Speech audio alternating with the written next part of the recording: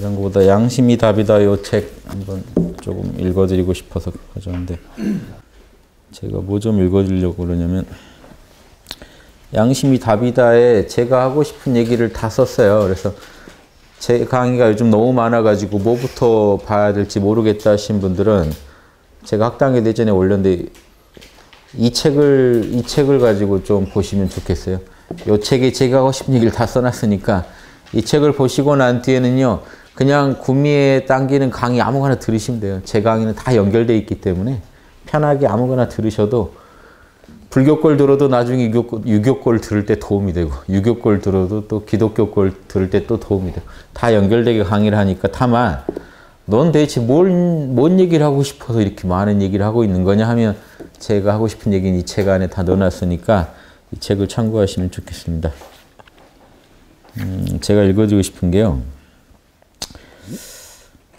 이 책에서 249페이지에 67번부터 한 84번까지 좀 제가 하고 싶은 얘기를 좀 썼어요. 그래서 보시면 좀 이어져요. 글들이, 이 글들은. 67번에요. 이 글을 쓸 때 어떤 느낌으로 썼냐면 지금 이 시대에 창조적 리더가 군자고 보살이라는 것을 말하고 싶었어요. 양심적 리더가 없어서 지금 이 시대에 올바른 대안이 안 나오는 겁니다. 다 자기 욕심만 챙기니까 창조성이 있는 사람이라 하더라도 머리가 아무리 좋아도 자기 욕심만 챙기면요, 모두에게 도움이 되는 해법을 제시할 수가 없어요. 왜냐? 그분이 고민하는 내용이 아니니까요, 그거는. 그분들이 아무리 창조적인 걸 내놓는다고 해도 여러분이 거기 끌려가 보면 또 여러분들을 착취당하고 끝납니다. 일반 사람들은. 자기 살 길을 자꾸 창조적으로 찾아가는 거지 모두가 살 길, 인류가 살 길을 창조적으로 찾는 리더가 안 보여요, 잘. 그래서 이게 결국 양심에서 나오는 거고 양심을 훈련하는 사람만이 할 수 있는 일이기 때문에 군자와 보살이 아니고 어떻게 이 일을 하겠습니까? 그래서 그런 리더가 없는 게 지금 인류가 통탄할 문제다 이렇게 생각합니다. 답이라는 건요, 군자와 보살이 있으면 답은 찾아지게 돼 있어요. 답이 없는 적은 없어요. 어떤 상황에서 답은 있습니다. 그 답을 알아보는 눈을 가진 사람과 또 그걸 진짜로 실천에 옮기는 사람이 없는 거죠. 그거를 자임하고 나온 분들이 군자고 동양 유교에서는요, 인도에서는 보살이라고 하는 겁니다. 같은 존재예요. 보살, 초기 보살 이렇게 안 보셨죠? 간다라 불상에서 만들어낸 초기 보살상들은요, 석가모니는 이렇게 그냥 청 같은 거 하나 걸치시고 이렇게 앉아 계시거나 뭐 서 계시거나 간에 편한 복장으로 계시면 보살들은 아주 화려한 복장을 하고 있고, 지금 여러분 관세음 보살이 꼭 여성화돼서 여성 같은데 관세음 보살이건 미륵이건 아무튼 초기 불상 보면요, 아주 근육질 남성들이에요. 거기 수염 달린. 왜냐? 부처님은 사문에 브라만을 대체할 수 있는 진정한 브라만이죠. 그런데 이제 그 당시 브라만은 계급이 출생이 브라만이어야 브라만 대우를 받으니까 진정한 브라만이긴 하지만 이제 신분이 이제 일종의 사문인 거죠. 사문이 하나의 신분인 거죠. 계급 떠나서 도 닦는 사람을 사문이라고 하는데 그러니까 수행자의 모습을 하고 있단 말이에요. 그런데 보살은요, 크샤트리아 왕의 모습을 하고 있습니다. 즉 현실적으로 강력하게 힘을 행사하는 존재를 보살이라고 본 거예요. 그렇게 된 그렇게 보살이 그런 왕 같은 존재들이 보살의 모델이 된 이유가 부처님 전생담에서 보살이 다 뭐였나요? 대부분 왕이나 이런 존재였어요. 꼭 수행자만이 아니었다. 부처님 보살행 닦을 때 이 다 왕이나 이런 현실적인 정치에서 이 어떤 도를 편 내용들이 많이 나온단 말이에요. 그래서 특히나 보살은 현실적인 파워를 가진 존재여야 된다 이렇게 생각했던 겁니다. 그래서 이 보살이나 군자나 같다고요. 왕이나 군자도 왕 같은 존재를 임금 군자 써서 이게 하는 거잖아요. 결국 이 두 사람은요, 리더를 말합니다. 리더. 중생을 이끌 수 있는 리더. 중생이 한 명이 아파도요, 자기가 아픈 것처럼 같이 느끼면서 중생의 이익을 자신의 이익으로 여기면서 끌고 갈 수 있는 리더. 그 안에 이미 양심적인 리더란 말이 다 들어있죠. 그래서 군자는 모토가 뭡니까? 자신의 양심을 먼저 닦아서 남을 다스려주는 사람. 보살은요, 자신의 양심을 밝혀내서 지혜를 밝혀내고 양심을 밝혀내서 중생도 도와줄 수 있는 사람. 자리이타며 이쪽은 수기치인인데 누가 시켜서 하느냐? 군자는 양심이 시켜서 하는 거고요. 보살은 우리 안에 있는 참마음인 진심 아니면 한마음 일심이 시켜서 하는 겁니다. 욕심은 이걸 안 시켜요. 둘 다 욕심들은 이걸 안 시키는데 군자나 보살은 양심이 시키는 대로 살아가다 보니까 이렇게 된 거지 본인이 억지로 한 것도 아니에요. 보살은. 이 화엄경에 보면 팔찌보살 정도 되면요. 자기 안에 있는 양심의 명령대로 살아가는 존재가 돼요. 팔찌부터는 제대로. 그래서 그때부터는요. 그분들이 뭘 억지로 원을 세워서 하는 것도 아니에요. 양심의 원을 따라가는 양심이 하고자 하는 말을 그냥 따라가는 거지 본인이 욕심내서 하는 게 아닙니다. 본인이 욕심내서 하는 건 다 멈추게 돼 있어요. 여러분이 뭔가 좋은 일 하셔도 금방 끊어지는 이유는요. 욕심으로 해서 그래요. 내 욕심으로 하는 건 금방 끊어집니다. 오래 못 가요. 하루 열심히 하면 내일 또 하기 싫어요. 근데 양심은요. 쉬는 법이 없어요. 여러분이 마음 비우면 다시 양심이 여러분 또 끌고 갑니다. 내려놓으면 또 끌고 가고. 그래서 뭔가 자꾸 나와 나 모두를 이롭게 만들어요. 이게 양심의 힘입니다. 양심은 쉬는 법이 없어요. 욕심은 잘 쉬어요. 욕구가 조금만 안 맞으면 이게 다 틀어지고 쉬고 내려놓고 좌절하고 그럽니다. 그래서 진짜 양심적인 리더가 이 시대에 나오기를 바라는 마음으로 쓴 글들이니까 한번 보시죠. 67번에요. 249페이지면 인간의 길에 대해서 제가 써놓은 글들인데 우리가 진리를 자명하게 인정할 수 있는 것도 진입니다. 진선미를 말하고 싶었던 거예요. 이분들이 진선미의 구현자니까 선, 올바름이라는 것을 확고하게 실천할 수 있는 것도 진리를 자명하게 인정하는 건 지혜죠. 그리고 선을 확고하게 실천하는 거는 이제 또 뭐죠? 아는 거라면 이건 하는 거죠. 실천의 영이고요. 그 다음 아름다움을 심오하게 느끼는 진짜 아름다운 거. 욕망에서 아름다운 거 말고요. 양심에서 봤을 때도 아름다운 그거. 이걸 느낄 수 있는 거. 이 모든 것은요. 우리 내면에 있는 신성한 양심의 힘 때문입니다. 그래서 그 영역, 양심 영역에서는 진선미가 하나예요. 양심에서 아름답다 하는 건 모두에게 이로운 거죠. 선한 거죠. 그리고 진리에 기반한 거겠죠. 근데 욕심의 눈에 아름답다 하는 거는 내 욕망이 채워졌을 때니까 누군가한테는 피해를 줬을 수도 있어요. 그래서 아름다운 게 꼭 선이 아닐 수가 있지만 욕심의 영역에서는, 양심의 영역에서는 진선미가 하나입니다. 예, 이거 아시면 결국 그 진선미를 닦는 게 군자요, 보살이죠. 소크라테스의 변론 보면요. 소크라테스도 똑같은 얘기를 합니다. 신이 나한테 명령을 했는데 뭐라고 명령? 아테네 사람들을 진선미하게 만들으라고 명령을 했다는 겁니다. 자긴 그거를 설득하고 다녔을 뿐 어떤 것도 내가 평생에 한 게 없다. 이거밖에 한 게 없다라고 얘기를 해요. 그 이 진선미는 양심에서 나오니까 소크라테스도 결국 그 양심의 대변인이었던 거죠. 군자와 보살의 삶을 산 겁니다. 그래서 자기가 맡은 그 목자는 양을 맡잖아요. 자기 양떼가 있잖아요. 소크라테스한테 주어진 본인이 생각할 때 자기 양심에 비춰볼 때 내가 맡은 양떼는 아테네 사람들이었어요. 그러니까 아테네에서 추방시키려고 하니까 너 죽이진 않을 테니까 추방 좀 하자라고 했는데 차라리 죽여라 하고 그냥 사형을 당한 겁니다. 나는 아테네 사람들을 깨어나게 해야 된다. 자신의 사명을 그렇게 생각한 거죠. 이게 이 보살이라는 건요. 자기 하나의 이익을 생각하는 게 아니라 자기의 이익과 남의 이익이 한 덩어리로 돌아가는 그 지점을 더 우선시하고 거기에 힘을 쓰는 사람입니다. 그러니까 그분들이 하는 것들은 진선미에 맞죠. 그래서 우리 내면에 있는 양심의 힘 때문이기 때문에 잠자고 있는 내면의 신성한 힘을 곧장 깨어나게 하십시오. 거기에서 진선미가 다 나옵니다. 요술입니다. 요거 하나랑 68번은요.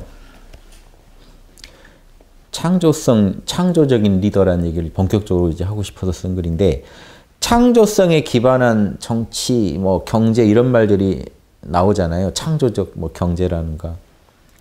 근데 이 창조라는 게 그렇게 그냥 막 쓸 말이 아니고 창조성에 기반한 정치, 경제, 문화를 일으켜야 하는데 창조성은요.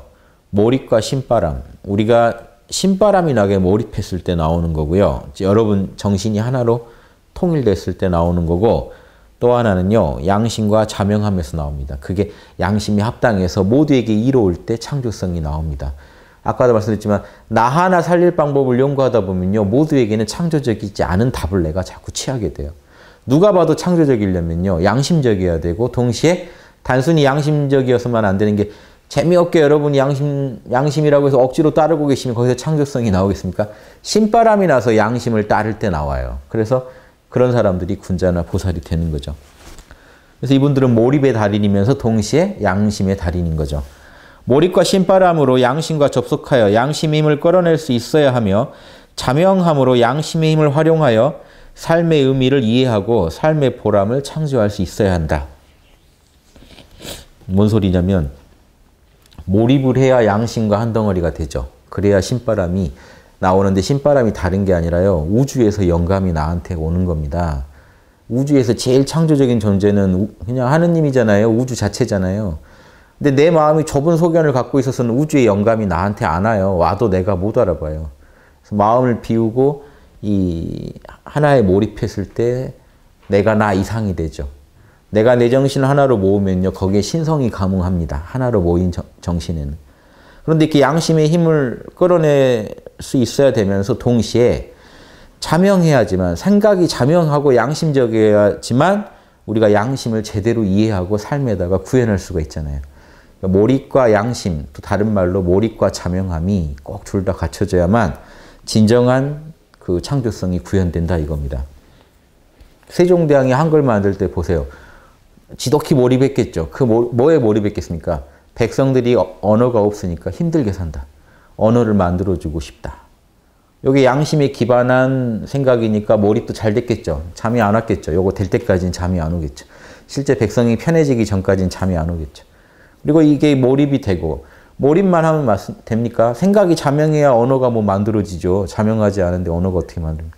자명하고 그게 양심적이고 모두에게 도움이 된다는 확신이 있어야지 거기에서 뭔가 좋은 작품이 만들어지죠. 예, 그런 거 한번 생각해 보시면 좋겠습니다. 그 다음에 69번은요. 소화적 효율성. 나에게 이로운가를 물어보는 게 소화적 효율성이에요.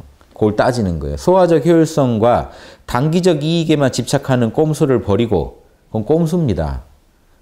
창조적으로 보여도요. 근본적으로 꼼수예요. 그래서 자기 좀 재미 보면 멈춰요. 바로. 다만 이런 사람들이 남들에게 창조적일 때는요. 우연이요. 본인은 절대 원한 적이 없는데 자기 좀 돈 좀 벌어보려고 한 일이 우연히 남에게 도움이 될 수는 있어요. 그런 경우는 우리가 이제 또 좀 쳐주기도 하죠. 소화적 효율성은 나에게 이로운 걸 따지는 거고요. 그거는 시야가 이게 작고 근시안적이죠. 단기적으로 나한테 이득이 되는 걸 주로 따지고요. 대화적 효율성을 따지는 이 군자보살이 따지는 대화적 효율성은요. 모두에게 얼마나 이로운가예요. 모든 사람들의 해를 덜어줄 수 있나. 모든 사람에게 이로움을 줄 수 있나. 이걸 따지니까 장기적으로 멀리 봅니다. 당장에 사람들이 싫어해도 멀리 봐서 도움이 될 것 같으면 또 해요. 욕 먹어가면서도. 근데 이게 묘하죠. 이게 겉으로 봐서는 구분이 잘 안 될 때가 있어요. 그래서 양심 분석을 여러분 국민들이 잘 해야만 그런 리더를 구분해 볼 수 있습니다. 진짜 국민 위해서 하는 리더인지 말은 그럴싸한데 사실 자기 하나 살자고 하는 짓인지. 근데 조금만 들여다보면 티나요. 일제 때 이런 분들이 있어요. 일제 때 오묘하죠. 친일파도 막 이렇게 변명을 많이 하잖아요. 내가 나라를 위해서 친일했어. 그때 나라도 없으면 국민들이 더 힘들 것 같아서 뭐 그런 자기도 받고 다 했어. 이런 주장하는 사람도 있어요. 그런데 이거예요. 그럼 진짜 양심적인 마음으로 그걸 했다면 해방 후에는 다 토해내야 되는 거 아닌가요? 어쩔 수 없이 그거 했다면. 근데 해방 후에 딱 쥐고 안 놓으면요. 말이 안 맞죠. 국민 위해서 했다는 거랑 안 맞잖아요. 그게요. 조금만 들여다보면 그리고 길게 보면 다 보입니다. 그래서 우리가 흔히 역사가 심판할 거다는 게 길게 보면 다 보이거든요. 나중에 역사에서 역사책에는 다 그게 냉정하게 판단되게 돼 있거든요. 우리가 짧게 보면 잘 구분이 안 돼도 길게 보면 다 보이니까 사람들이 양심 없습니까? 1000년, 2000년 뒤에도 양심 있는 사람들 눈에는 다 판단이 나는데 그래서 이거를 지금 당장 사람들이 나를 몰라봐 준다고 하더라도 묵묵히 이런 효율성을 추구하면서 멀리 보고 가시는 분들이 진정한 리더죠. 그러면서 우리도 그렇게 가자는 겁니다. 멀리 보고 대화적 모두에게 이로운 거면요. 한번 밀고 가보자는 거예요. 그게 양심적이고 자명한 창조성을 이렇게 선택하는 길이죠. 이렇게 가시다 보면 반드시 나와 나 모두가 살 길이 열린다는 겁니다. 나만 살 길이 열리는 게 아니고 내가 양심적으로 살았는데 나의 살 길이 잘 안 열려요. 자기한테만 초점을 두시면 양심적으로 살았는지도 의문이 돼요. 진짜 양심적인 삶을 사셨다면요. 매 순간 선택할 때마다 모두에게 이로운 것만 선택했으면 그 안에 자기도 있는 거고 또 다른 사람이 이로운 게 자기의 행복이기도 했으니까 그런 거 아닙니까? 나중에 그렇게 후회하고 할 일이 없다고요. 알고 하신 분은. 그래서 정확히 알고 이 양심적 리더가 됩시다 하는 거고요. 70번은 양심은 욕심의 창조적이며 합리적인 조정자입니다. 양심하고 욕심을요. 너무 이렇게 서로 이렇게 배척하는 사이로 보지 마세요. 양심이 욕심을 도와주는 거예요. 욕심이 자꾸 양심의 배신을 때리게 작동하는데요. 양심은요. 욕심을 없애려는 게 아니라 교화시켜서 정화시켜가지고 좋은 방향으로 쓰이게 하려는 겁니다. 그러니까 양심에는 어떠한 욕심도 모두에게 이익이 되게 합리적으로 조정할 수 있는 지혜와 힘이 있어요. 그러니까 양심 버리면 욕심도 죽는 거예요. 양심을 만나야 욕심도 사는 겁니다. 그래서 이걸 좀 이렇게 관계 정립을 다시 하시라는 말씀을 드리고 싶고요. 따라서 양심의 전문가인 보살과 군자는 욕심을 부정하는 존재가 아니라 욕심을 합리적으로 조정하는 존재들이라는 겁니다. 이 사람들이 욕심을 부정한다고 생각하시면 오해고요. 그런 사람들은 군자와 보살이 아니에요. 중생의 마음도 이해 못하는 사람이에요. 욕심을 부정하는 사람들은요. 중생을 도와줄 수가 없어요. 중생이 욕심 때문에 힘들었는데 가가지고 욕심 버리라는 얘기만 자꾸 하면요. 중생 마음도 전혀 모르고 양심과 욕심의 어떤 균형이라는 걸 잘 이해 못하는 사람입니다. 그런 사람은 사실 리더가 될 수가 없어요. 그냥 자기 혼자 고고하게 가시면 돼요. 남을 리드한다는 발상을 안 하시는 게 좋아요. 그런 분이 리드를 해버리면 전체가 다 힘들어져요. 자, 71번. 양심은 진선미를 아우르는 창조성의 근원입니다. 양심에서 진선미가 나오고 거기서 창조가 나오기 때문에 우리는 진선미를 활용하여 진리로는 학문을 우리는 진선미를 활용해서요. 양심에서 나오는 진선미를 활용해서 진리를 가지고는 학문을 만들 수가 있죠. 옳고 그름을 분명히 나누는 학문을 만들고 양심에서 나오는 선함, 올바름 가지고는 공정한 제도를 만들면 돼요. 그리고 아름다움으로는 예술을 창조할 수 있습니다. 모두가 봐서 즐겁고 음미할 수 있는 예술을 창조하면 돼요.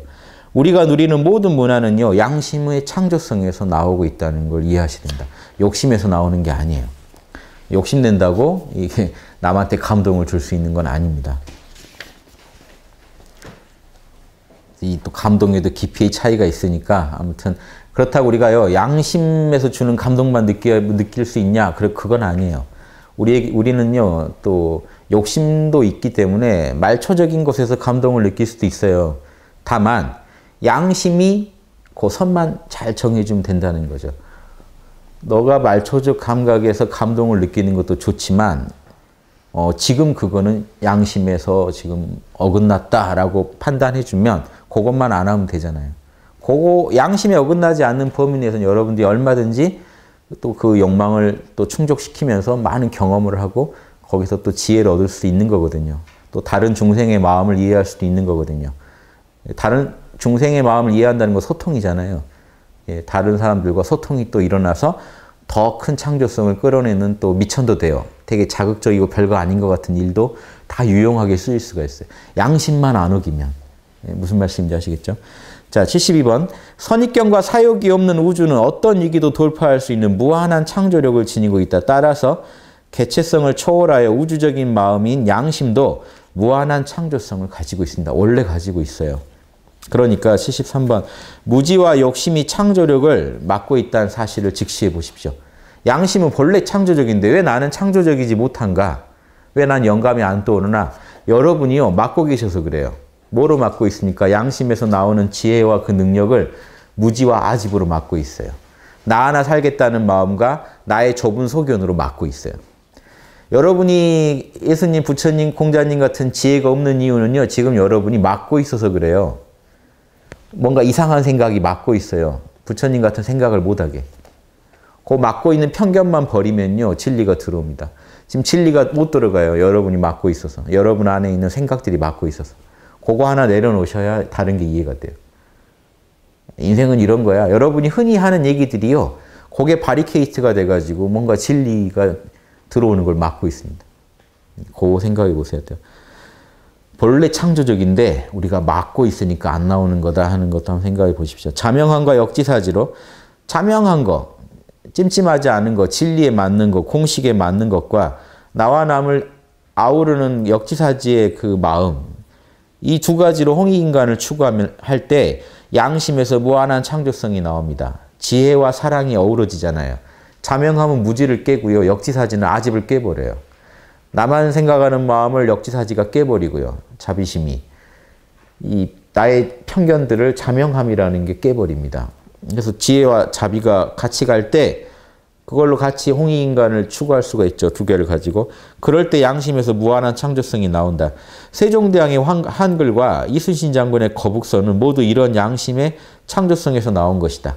이 사람들이 백성을 생각 안 했다면요. 이렇게 영감을 계속해서 끌어낼 수가 없었을 겁니다. 양심의 자명함을 따르십시오. 남의 아픔을 진심으로 이해하고 오직 자명한 것만을 옳다고 여기면 됩니다. 요 안에 다 들어있죠. 남의 마음을 헤아리고 자명할 때만 자명하다고 하세요. 찜찜하면 찜찜하다고 하세요. 억지 부리지 마시고. 내가 전에 이렇게 얘기하고 다녔다고 그 체면 때문에 부끄러워서 억지 부리시면 안 돼요. 반성하시고 빨리 진리를 받아들이는 게 중요합니다. 이것이야말로 내면의 창조성을 끌어내는 최고의 비법이다. 그러니까 회의를 하면 뭐합니까? 이 사람이요. 자기 체면 때문에 자기가 예전에 잘못 말하는 거 아는데도 그거 말하면 자기 체면 상할까 봐 우겨버리면 그 팀 전체가 창조적이지 못하게 되죠. 비창조적이 되죠. 흔쾌히 인정해 주는 곳에서 창조성이 발동됩니다. 잘못했다는 것을 쉽게 사과하고 빨리 인정하는 곳에서 이 창조성이 나오고 남의 마음을 잘 헤아리는 소통하는 쪽에서 창조성이 나오게 돼 있어요. 먹고 살라고 억지로 하는 창조성은요, 힘이 약해요. 진짜 재미있어서 그게 진짜 좋아서 하는 창조성이 최고인데 남 살리는 거 진짜 좋아하는 사람들은 이분들이에요. 이분들이 제일 창조적이라고 생각하시면 되시고 우주에서 제일 부가가치를 창조해낸 사람들도 이 사람이라고 생각하시면 됩니다. 욕심 많은 사람들도 가끔씩 창조적이던데 그분도 욕심꾼이지만 양심 없겠어요? 가끔씩 양심적일 때 창조적인 게 나와요. 근데 그분의 욕심이 또 그걸 가려요.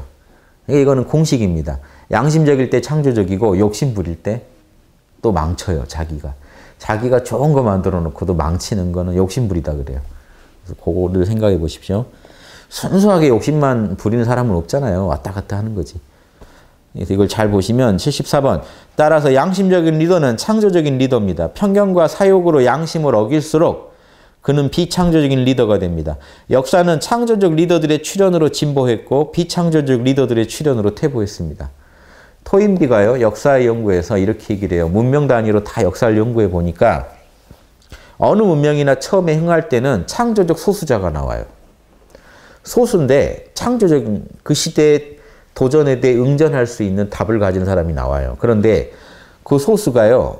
요즘 복잡계 이론이라는 게 있는데 이 소수라도 답을 얻어내면요. 현상계는 복잡계라고 요동하는 세계이기 때문에 소수가 답을 얻은 순간 그게 만약에 공명이 되시자면 진짜로 그 시대 도전에 제대로 응전한 답이면요.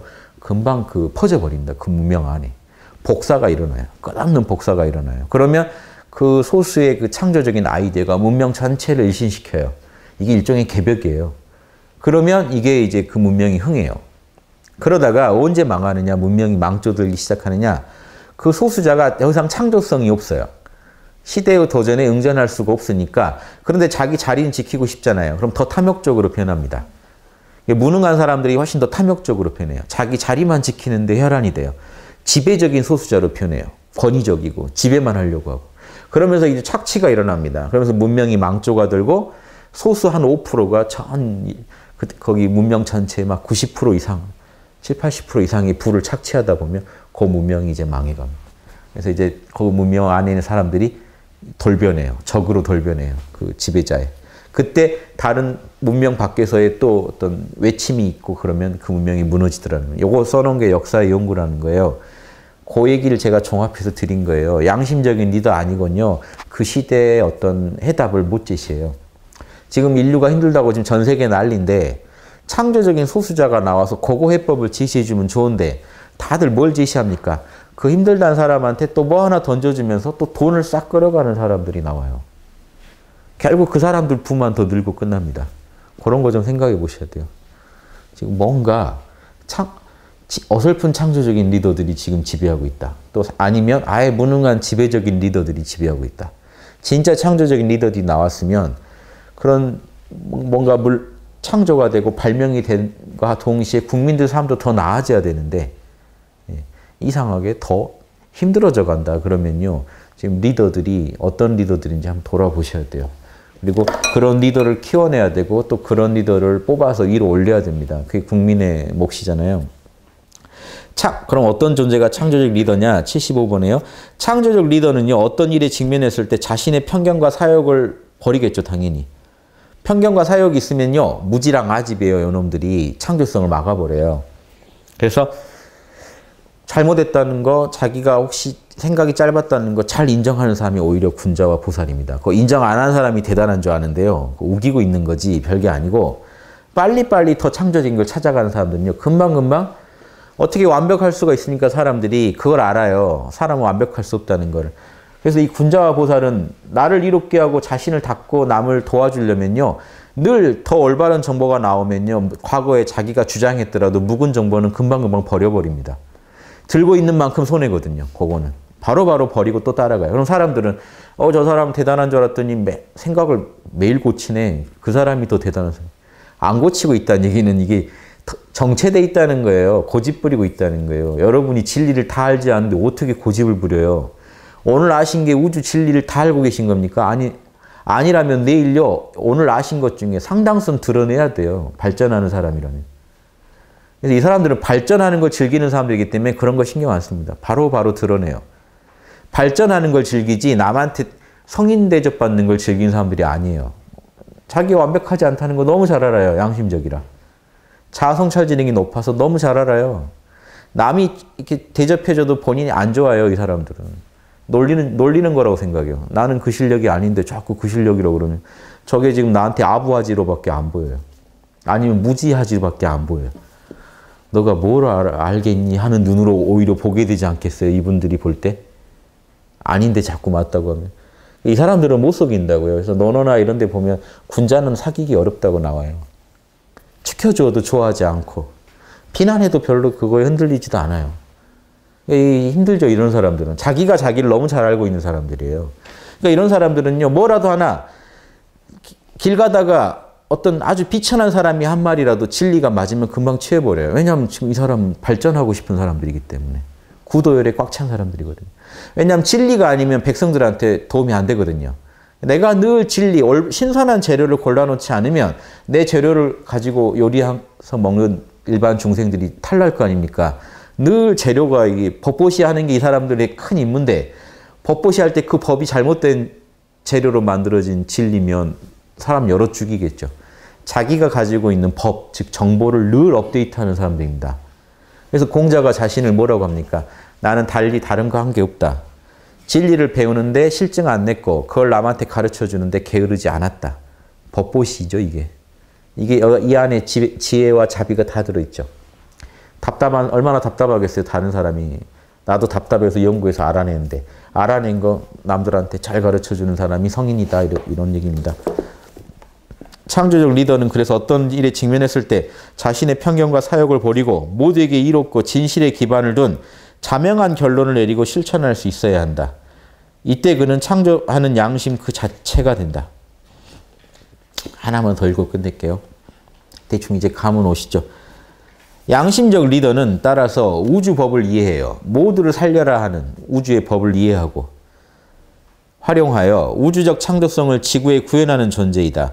우리는 나와 나 모두를 위하라는 우주법의 명령을 존중하여 남에게 쓸모있는 존재가 되어야 된다. 이게 보살이고 군자입니다. 남한테 쓸모가 있어야 돼요. 그래서 여러분 이런 거 몰라도요. 우주법을 여러분 안에 본능적으로 알고 계시기 때문에요. 세상에서 쓸모가 없다 그러면요. 그렇게 좌절합니다.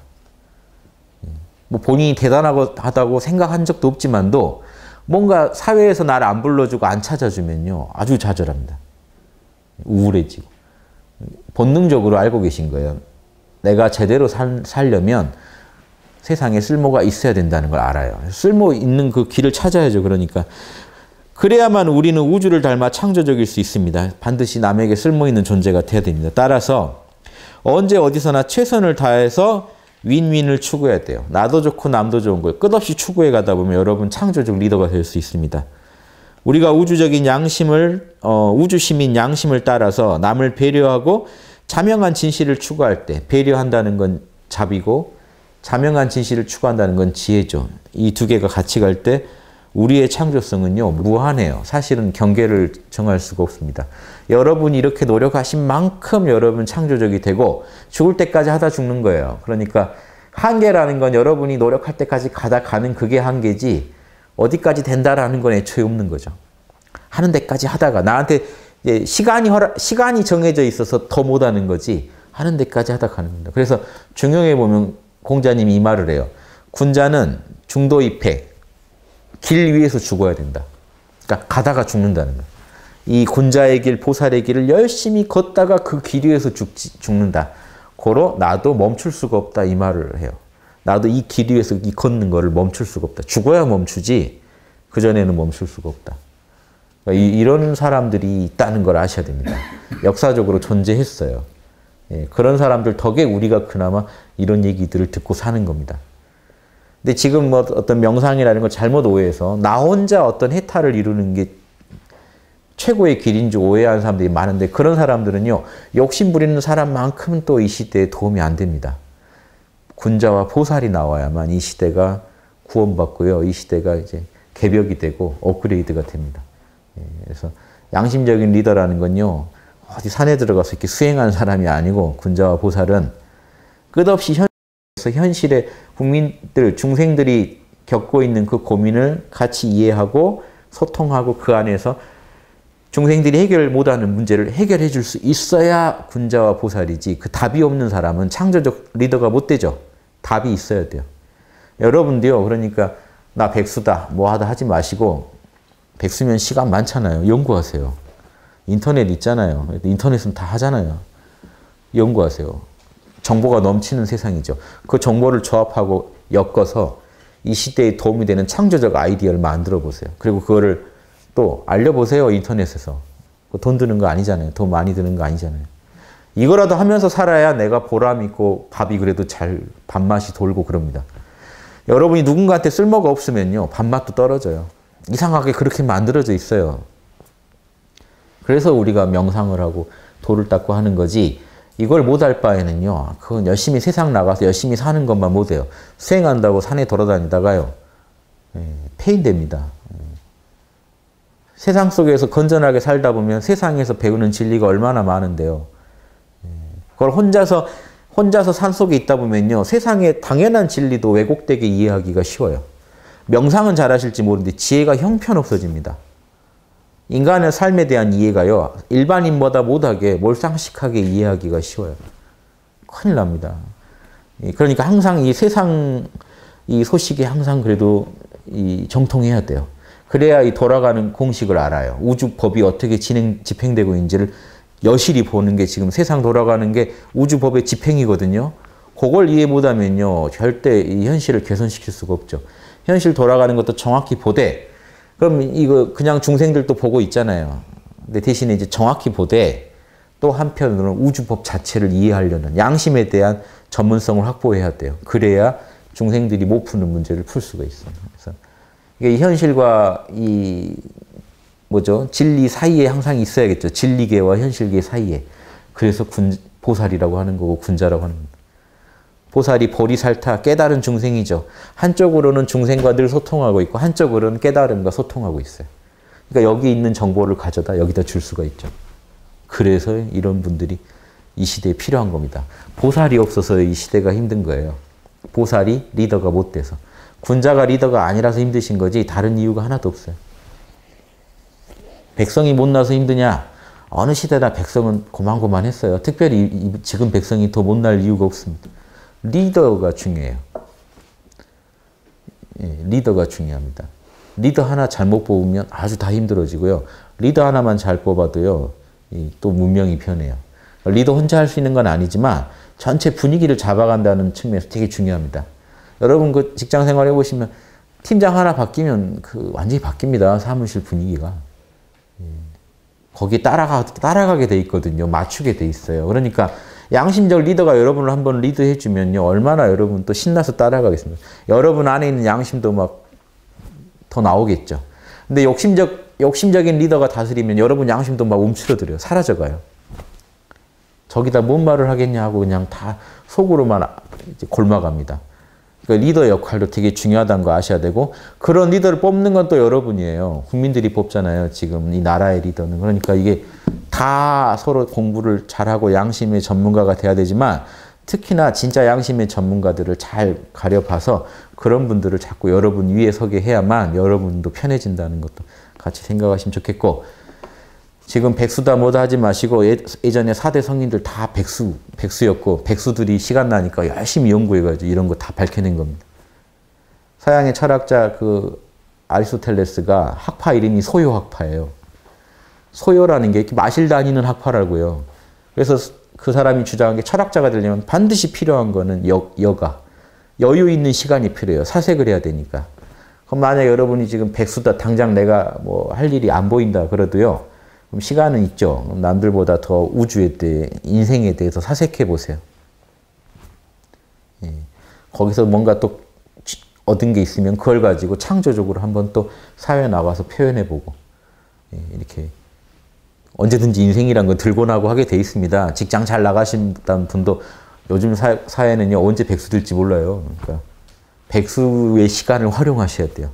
그 시간에요, 자신의 경험을 녹여내고 또 새로운 아이디어를 끌어내는 시간을 써야 다시 또 새로운 창조를 할 수가 있잖아요. 아무튼 이 창조라는 걸 저는 창조 바라밀이라고까지 부르는데요. 결국 우리가 하는 건 육바라밀을 다 동원해서 뭐 하는 줄 아세요? 창조를 하는 겁니다. 보살이 하는 건 결국 창조 바라밀이에요. 매 순간 진리를 물질 세계에 창조해내고 있는 거예요. 진리를 구현하고 있는 거예요. 그런 영감 어린 존재들이 되시기를 바랍니다. 예, 여기까지 마치겠습니다.